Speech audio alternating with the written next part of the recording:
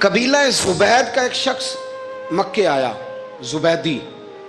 ایک مکے میں منڈی لگتی تھی، اس کا نام تھا حضورہ۔ یہ جو حضورہ منڈی تھی، اس منڈی پر ابو جہل کا قبضہ تھا۔ آج کل تو نہیں قبضہ ہوتا منڈیوں پر کسی کا، حضورہ نامی منڈی پہ نا ابو جہل کا قبضہ تھا۔ اونٹ بڑے خوبصورت تھے، شاندار تھے۔ اس نے کہا میں نے بولی دینی۔ ابو جہل نے اعلان کہ خبردار کوئی بولی نہ دے۔ بڑی دور تھا قبیلہ زبید، وہ آدمی واپس لے جا نہیں سکتا تھا، مجبور ہو گیا۔ ابو جہل کہنے لگا چوتھا حصہ قیمت دوں گا اور اونٹ تمہیں دے کے جانے پڑیں گے، یعنی اگر لاکھ کے ہیں تو 25,000 کے دو۔ بندہ بڑا پریشان ہوا، چودھریوں سے بات کی تو کہنے لگے بدماش بڑا ہے، ہم شریف لوگ ہیں۔ شریف اور بزدل میں، بزدلی کو شرافت کا نام نہ دو، پکی بات کر رہا ہوں، شریف اور بزدل میں شریف ضرور بنو پر بزدل نہ بنو۔ جی ہم جی شریف لوگ ہیں جی، وہ کیا مطلب؟ کوئی پاس نہ آیا، وہ بیچارہ نہ کونے میں بیٹھ کے رونے لگ گیا، کہنے لگا میں کدھر جاؤں یارو، میں واپس بھی نہیں لے جا سکتا، اور چوتھے حصے میں دے کیسے جاؤں، اتنا نقصان۔ وہ رو رہا تھا تو کہیں حضرت زید بن ارقم نے سن لیا۔ آپ فرمانے لگے کیوں روتا ہے؟ کہنے لگا یار میں نے تو اہل عرب کی تعریف سنی تھی، میرے ساتھ کھڑا ہی کوئی نہیں ہوتا۔ تو آپ فرمانے لگے تو نے عربی دیکھا ہی کب ہے؟ اگر کائنات کا حسین و جمیل عربی دیکھنا ہے تو جا حرم مکہ میں بیٹھا ہے، مکھ چند بدر شاہ شانی ہے تے متھے چمک دی لاٹ نورانی، کالی زلف تے اکھ مستانی، مخمور اکھی ہیں نا مد بریاں سبحان اللہ، ما اجمل کا ما احسن کا ما اکمل، کتھے مہر علی تے کتھے تیری ثنا، مشتاق اکھی کتھے جال۔ تو نے دیکھا کب ہے؟ اگر عربی دیکھنا ہے نا تو وہ بیٹھا ہے، جا کے حرم میں ٹیک لگائے، مظلوموں کے والی، غریبوں کے ماوا، رسول رحمت، ایک سادی سی چادر اوڑے حضور بیٹھے تھے۔ وہ زبیدی کہتا میں آیا، نبی کریم کو بات سنائی، حضور فرمانے لگے این الجمل کا، او کدھر ہے تیرے اونٹ؟ عرض کی حضور وہ وہاں ہیں۔ فرمایا چل نا۔ حضور کوئی بولی نہیں لگا رہا، کوئی خرید نہیں رہا، ابو جہل گھنٹا پڑا، اس کے ڈر سے سہم گئے۔ حضور فرمانے لگے چل نا، میں بولی لگاتا ہوں۔ اور دیکھو نرخ بازار محبت کا انوکھا ہو گیا، خود خریداروں شامل آ کے مولا ہو گیا۔ نبی کریم نے حضرت سعد بن ابی وقاص کو بلایا، حضرت عمر کو، حضرت ابو بکر کو، مدد کے لیے نہیں۔ حضور فرمانے لگے میری جیب میں پیسے تھوڑے ہیں، ظاہری طور پہ تھوڑے ہیں، ورنہ تو کائنات کے خزانوں کی کنجیاں حضور کے پاس، تھوڑے تھوڑے پیسے دو بھی بولی دینی ہے۔ سب سے پیسے لیے میں چلو بولی لگانے چلے۔ حضور آئے، اللہ اکبر، یہ میرے رسول کا طریقہ ہے، آؤ ذرا تھوڑی دیر کے لیے سوچیں۔ ابو جہل بیٹھا ہے بڑی مسند پہ، قربان جاؤں مدینے والے حبیب۔ وہ زبیدی کہتا اس کے کپڑے مہنگے تھے، حضور کے سادے تھے، اس نے بڑی پگڑی باندھی تھی، حضور کی سادی تھی۔ کہتے ہیں وہ آنکھیں اٹھا کے بات کرتا، مدینے والے نبی آنکھیں جھکا کے بات کرتے۔ وہ بولتا جاتا، حضور تھوڑے تھوڑے سادے سادے ٹھہر ٹھہر کے جملے بولتے۔ کہتے ہیں نبی کریم علیہ السلام اس کے ساتھ آ کے حضور بیٹھ گئے اور فرماتے ہیں میرے رسول کریم نے اپنا جبہ سیدھا کیا، پگڑی کو حضور نے سیدھا کیا اور فرمایا چل لگا بھائی بولی۔ ایک اس نے لفظ بولے، پھر حضرت ابو بکر نے بولی دی، پھر حضرت عمر نے دی، پھر سعد بن ابی وقاص نے دی، پھر زید بن ارقم نے دی، پھر رسول کریم نے دی۔ وہ کہتا ہے جتنے میں بیچنا چاہتا تھا نبی پاک نے ڈبل میں میرے اونٹ خریدے، ڈبل میں اونٹ خریدے میرے رسول۔ سلام اس پر کہ جس نے دشمنوں کو بھی قبائیں دی، سلام اس پر کہ جس نے گالیاں سن کر دعائیں دی۔ اور میرے اعلیٰ حضرت کہنے لگے جاؤ جا کے اعلان کر دو، غم زدوں کو رضا مجدہ دیجئے کہ ہے بے کسوں کا سہارا ہمارا، بے کسوں کا سہارا، جاؤ غم زدوں کو رضا مجدہ دیجئے کہ ہے بے کسوں کا سہارا۔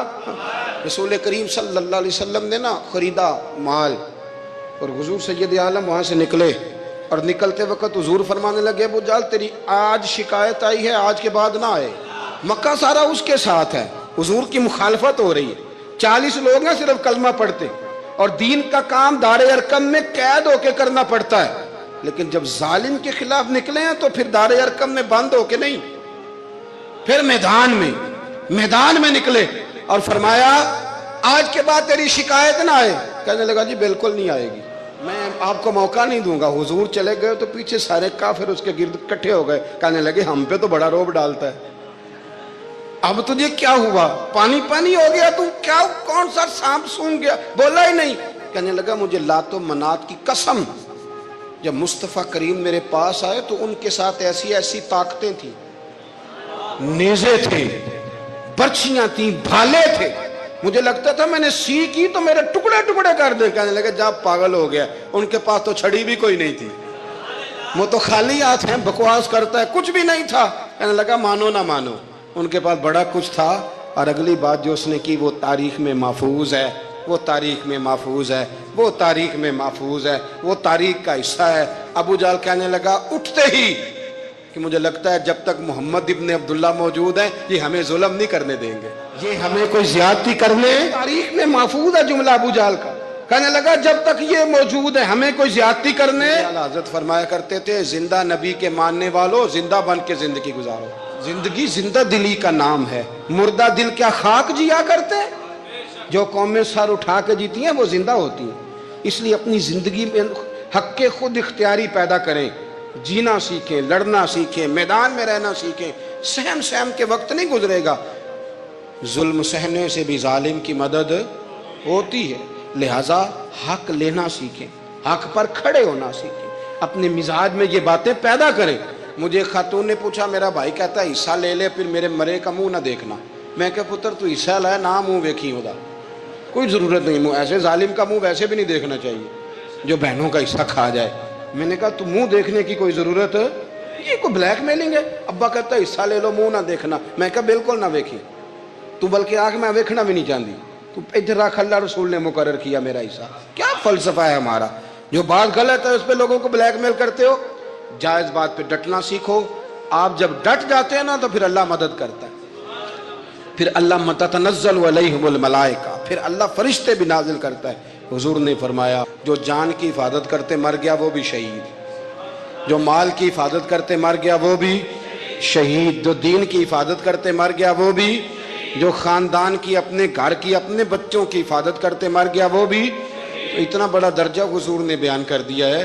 تو کبھی بھی زندگی میں ظالم کے سامنے سرنگو نہ ہونا, کچے پلپلے ہونے کا کبھی بھی اظہار نہ کرنا. حضرت تمیم داری رضی اللہ تعالیٰ عنہ فرماتے ہیں کہ ہم کھڑے تھے, ایک اونٹ دوڑتا ہوا آیا, نبی کریم صلی اللہ علیہ وسلم کے پہلے اس نے قدموں پہ سجدے کیے. صحابہ کہنے لگے حضور ہمیں بھی اجازت دیں. فرمایا وہ تو بے زبان ہے, اسے تو پتہ کوئی نہیں, پیش نظر ہے وہ نو بہار, سجدے کو دل ہے بے قرار, روکیے سر کو روکیے یہی تو امتحان ہے. فرمایا اسے کیا پتا, تم تو مکلف ہو شریعت کے, تمہیں اجازت نہیں ہے. اور اعلیٰ حضرت نے 2 ٹوک لکھا ہے, فرمایا سوائے خدا کے کسی کو تعظیمی سجدہ بھی حرام ہے. یہ نوٹ کر لیں میری بات. اور اعلیٰ حضرت نے فتاوی رضویہ میں لکھا ہے کسی قبر پہ جاؤ تو 4 ہاتھ دور کھڑے رہو. اللہ کرے آپ کو سمجھ آئے. کتنے ہاتھ؟ 4 ہاتھ دور کھڑے رہو, سورۃ فاتحہ پڑھو, درود شریف پڑھو, جس قبر پہ گئے ہو ان کی روح کو اصال ثواب کرو, ان کے وسیلے سے دعا مانگو. اعلیٰ حضرت فرماتے ہیں قبر کو سجدہ بالاتفاق حرام ہے, طواف قبر کا کرنا بالاتفاق حرام ہے. بوسہ لینے میں اختلاف ہے کہ جائز ہے کہ ناجائز ہے, لیکن بوسے سے بھی چونکہ شک پڑتا ہے تو فرماتے ہیں احمد رضا کی رائے یہ ہے کہ بوسہ لینے سے بھی بچا جائے. وہ آ گیا تو اس سے اگلی باتیں کرتا ہے, بس خاموش رہ, باادب رہ اور پیچھے رہ. تو حضرت تمیم داری کہتے ہیں یہ حدیث اعلیٰ حضرت نے لکھی ہے لمن والعلا میں. فرماتے ہیں کہ اونٹ نے پہلے سجدہ کیا, قدم چومے, پھر اس نے حضور کے کان میں کوئی بات کہی. روزے دے دوالے نے غلاماں دیاں ٹولیاں, ایک پیا سن دے کروڑاں دیاں بولیاں. یعنی اونٹ نے بات کی تو حضور نے وہ بھی سن لی. اعلیٰ حضرت کہتے ہیں جو پناہ میں آتا ہے بچ جاتا ہے. کہتے ہیں رسول کریم نے نا اونٹ کی پشت پہ ہاتھ پھیرا اور اللہ کے محبوب فرمانے لگے فکر نہ کر, اب تو آ گیا ہے نا تو جیسے تو کہے گا ویسے ہی ہو جائے گا, جیسے تو کہے گا ویسے ہی. ابن ماجہ میں موجود ہے, پر میں چونکہ فاضل بریلوی رحمت اللہ علیہ کی کتاب سے پیش کر رہا ہوں الامن والعلا سے, تو میں اسی انداز میں پیش کر رہا ہوں جس انداز میں وہاں ہے. حضرت تمیم داری کہتے ہیں کہ ہماری سمجھ میں بات کوئی نہ آئی. تھوڑی دیر گزری تو کچھ لوگوں نے ہاتھوں میں رسیاں پکڑی ہیں, خنجر پکڑے ہیں, دوڑے آئے. یا رسول اللہ یہ ہمارا اونٹ ہے۔ حضرت تمیم داری کہتے ہیں میں نے دیکھا کہ جب وہ آ گئے نا خنجر لے کے تو اونٹ حضور کے پیچھے چھپ گیا۔ آج لے ان کی پناہ، آج مدد مانگ ان سے، وہ حضور کے پیچھے چھپ گیا۔ تو کہتے ہیں کہ نبی کریم صلی اللہ تعالی علیہ وسلم نے فرمایا کیا مسئلہ ہے بھائی؟ یا رسول اللہ ہمارا اونٹ ہے، ذبح کرنے لگے تھے دوڑ آیا ہے۔ تو حضور فرمانے لگے وہ تو تمہاری شکایت کر رہا ہے۔ وہ کہتا ہے یا رسول اللہ میں نے برسوں ان کی نوکری کی، برسوں میں نے بڑی نوکری کی۔ صحیح کہتا ہے یا رسول اللہ؟ ٹھیک کہتا ہے حضور، اب بوڑھا ہو گیا ہوں، تھوڑا زیادہ بوجھ نہیں اٹھا سکتا، تو مجھے ذبح کر کے کھانا چاہتے ہیں، میں مرنا نہیں چاہتا۔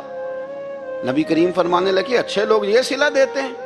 انہوں نے عرض کی حضور آپ حکم کر دیں، ہم اس کو چھوڑ دیتے ہیں یا رسول اللہ، نہیں ذبح کریں گے، خدمت کریں گے۔ حضور فرمانے لگے نہیں، اب میرے پاس آیا ہے نا، اب میں نے واپس نہیں کرنا، آج ہو گیا ہے، آج لے ان کی پناہ، آج مدد مانگ ان سے، آج ہو گیا یا رسول اللہ پھر رکھ لیں؟ حضور نے فرمایا نہیں بھائی پیسے بتاؤ کتنے؟ یا رسول اللہ نہیں نہیں کچھ نہیں۔ نبی کریم علیہ السلام نے فرمایا نہیں، بتاؤ کتنے، بتاؤ کتنے؟ انہوں نے کہا حضور ایک دفعہ ریٹ لگایا تھا تو 100 دینار لگا تھا۔ حضور نے فرمایا بلال دے دو 100 دینار، 100 دینار دے دیا۔ اعلیٰ حضرت فرماتے ہیں دیکھو ان کی پناہ میں آنے کی برکتیں کتنی ہیں۔ ان سے کہا تم جاؤ، وہ چلے گئے۔ حضور نے پشت پہ ہاتھ پھیرا، فرمایا جا تو آزاد ہے۔ حضرت تمیم داری کہتے ہیں وہ پہلے گیا پھر پلٹ کے آیا، اس نے نبی پاک کے کان میں کو بات کی، کئی باتیں کی، پر میں ایک بات کرتا ہوں، کئی باتیں کی، ایک بات کی تو حضور رو پڑے۔ اونٹ چلا گیا، ہم نے عرض کی حضور یہ کیا کہہ گیا ہے؟ تو محبوب فرمانے لگے یہ کہہ گیا یا رسول اللہ جس طرح آپ نے مجھے چھری سے بچایا ہے، میں دعا کرتا ہوں اللہ آپ کی امت کو جہنم سے محفوظ فرمائے، اللہ جہنم سے بچائے آپ کی امت کو، اس طرح مجھے چھری سے آپ نے محفوظ کیا۔ اعلیٰ حضرت فرماتے ہیں کن چکروں میں پڑے ہوئے ہو، کن چکروں میں؟ پیسوں کی پناہ لیتے ہو، عہدوں کے پیچھے چھپتے ہو، دولت کے پیچھے چھپتے ہو، تعلقات کے پیچھے چھپتے ہو۔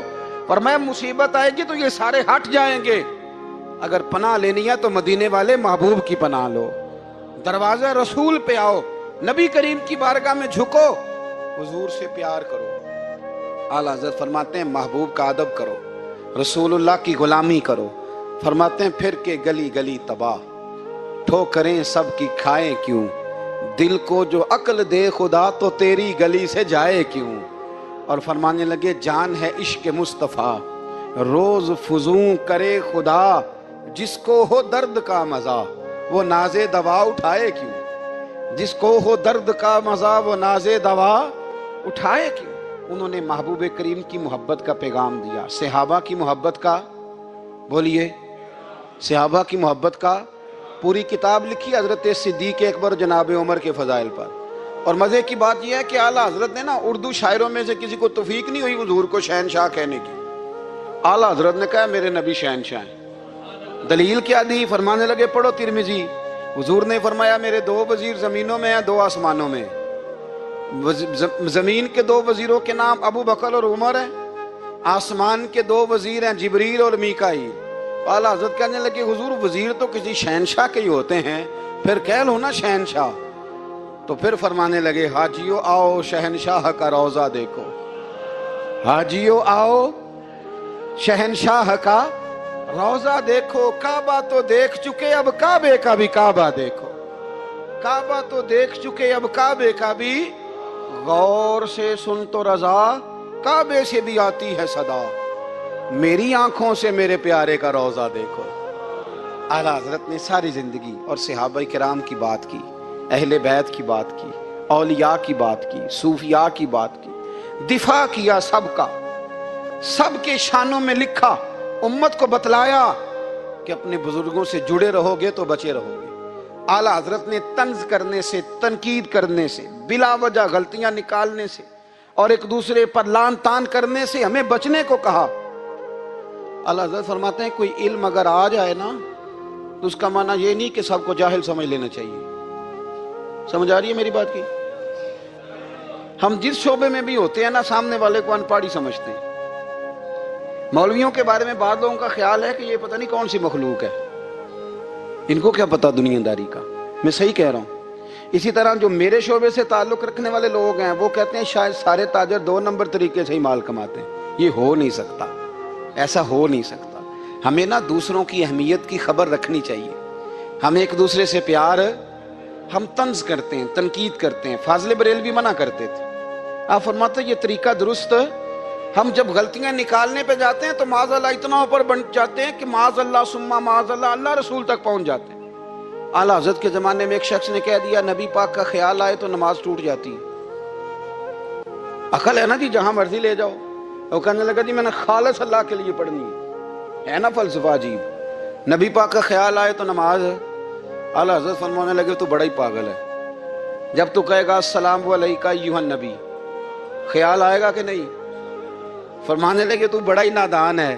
جب تو کہے گا اللہم صلی علی محمد وعلی، خیال آیا کہ نہیں آیا؟